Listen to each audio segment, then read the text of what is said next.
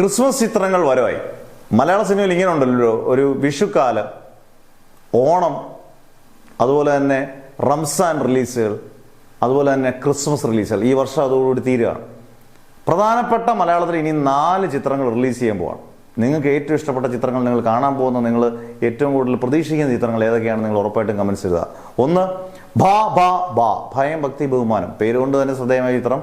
നമ്മുടെ ദിലീപും ധ്യാൻ ശ്രീനിവാസനും വിനീത് ശ്രീനിവാസനും പിന്നെ നമ്മുടെ സൂപ്പർ താരം മോഹൻലാൽ എത്തുന്നതോടുകൂടി സ്കെയിലേ മാറി. ട്രെയിലർ ഉൾപ്പെടെ മോഹൻലാൽ വന്നതോടുകൂടിയാണ് ഗുമ്മ എന്ന് നമുക്ക് ഉറപ്പിച്ചു പറയാം. ഈ സിനിമ ഒരു ലോജിക്കും ഇല്ലാത്ത സിനിമയാണെന്ന് അവർ തന്നെ പറയുന്നതുകൊണ്ട് തന്നെ ഇതിൻ്റെ വിജയസാധ്യത വളരെയധികം കൂടുതലാണ്. ഗംഭീരമായിട്ട് മേക്ക് ചെയ്തിട്ടുണ്ടെങ്കിൽ ഈ പറഞ്ഞ കാര്യങ്ങളെല്ലാം ക്ലിക്കായാൽ ഒരു ബ്ലോക്ക് ബസ്റ്ററിനുള്ള ചാൻസ് ദിലീപിനും ആവശ്യകതയുള്ള വിജയമാണ്. ചിലപ്പോൾ ചാൻസ് കൊണ്ടടിക്കാൻ. അടുത്തത് വലതുവശത്തെ കള്ളൻ. ജിത്തു ജോസഫാണ്, സൂപ്പർ ഡയറക്ടറാണ്. ഒരിക്കലും നമുക്ക് മുൻപത്തെ സിനിമ മിറാഷ് പൊട്ടി എന്ന് പറഞ്ഞിട്ട് വലതുവശത്തെ കള്ളൻ പൊട്ടി എന്ന് നമുക്ക് പറയാൻ പറ്റത്തില്ല, പോലെ പൊട്ടും എന്ന് നമുക്ക് പറയാൻ പറ്റത്തില്ല.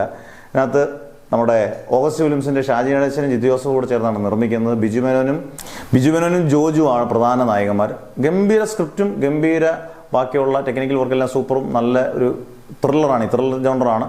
പടം വന്നാൽ അത് കൊളുത്തു എന്നുള്ളതിൽ ഉറപ്പാണ്. സർവമായ നിവിൻ പോളിയെ സംബന്ധിച്ചിടത്ത് ഇത് സർവവും ഈ പടമാണ്. കാരണം ഈ പടം ഹിറ്റായേ പറ്റൂ.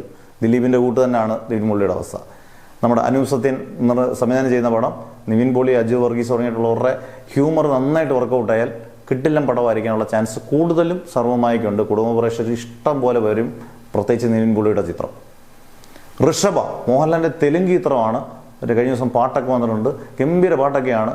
അന്നേരം ഋഷഭ ബിഗ് ബഡ്ജറ്റ്, ഏറ്റവും ബിഗ് ബഡ്ജറ്റിൽ ഒരുക്കുന്ന ഒരു സിനിമയാണ്.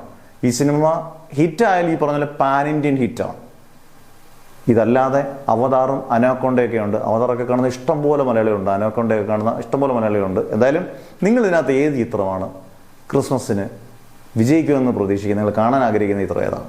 കമൻറ്റ് ബോക്സിൽ ഉറപ്പായിട്ട് രേഖപ്പെടുത്തുക.